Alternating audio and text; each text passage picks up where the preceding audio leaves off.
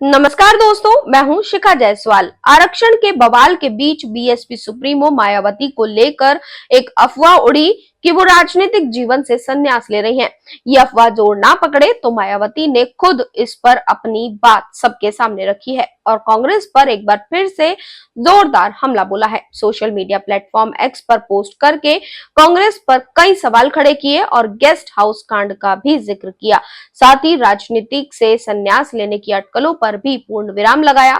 मायावती ने लिखा कि बहुजनों के अंबेडकरवादी कारवां को कमजोर करने की विरोधियों की साजिशों को विफल करने के संकल्प के लिए बाबा साहब भीमराव अंबेडकर और मान्यवर श्री काशीराम जी की तरह ही मेरा जीवन भी आखिरी सांस तक बीएसपी के आत्मसम्मान और स्वाभिमान मूवमेंट को समर्पित रहने का फैसला अटल है और सक्रिय राजनीति से मेरा संन्यास लेने का कोई सवाल पैदा नहीं होता है। जब से पार्टी ने श्री आकाश आनंद को मेरे न रहने पर या अस्वस्थ विकट हालात में उसे बीएसपी के उत्तराधिकारी के रूप में आगे किया है, तब से जातिवादी मीडिया ऐसी फेक न्यूज प्रचारित कर रही है जिससे लोगों को सावधान रहने की जरूरत है।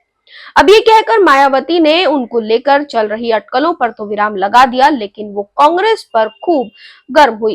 कांग्रेस पर हमला बोलते हुए मायावती ने कहा कि समाजवादी पार्टी ने 2 जून 1995 को मुझ पर जानलेवा हमला किया था, तो इस पर कांग्रेस क्यों नहीं बोलती है।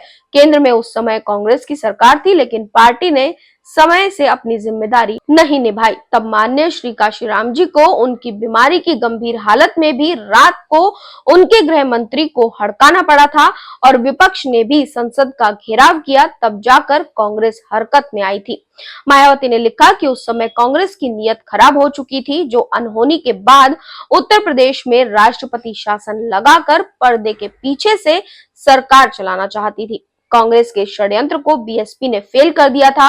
मायावती ने कहा कि समाजवादी पार्टी के 2 जून 1995 को मुझ पर जानलेवा हमले में उस समय सपा के आपराधिक तत्वों से बीजेपी सहित पूरे विपक्ष ने मानवता और इंसानियत के नाते मुझे बचाने में जो अपना दायित्व निभाया, तो इसको लेकर कांग्रेस को बीच बीच में तकलीफ क्यों होती रहती है, इसे लेकर लोगों को सचेत रहना होगा। जाति जनगणना को लेकर मायावती ने कहा कि बीएसपी सालों से जातीय जनगणना के लिए पहले केंद्र में कांग्रेस और अब बीजेपी पर भी अपना पूरा दबाव बना रही है, जिसकी बीएसपी सालों से इसकी पक्ष कर रही है और अभी भी है। लेकिन जातीय जनगणना के बाद क्या कांग्रेस एससी, एसटी और ओबीसी वर्गों का वाजिब हक दिला पाएगी, जो एससी एसटी आरक्षण में वर्गीकरण और क्रीमी लेयर को लेकर अभी भी चुप्पी साधे हुए हैं?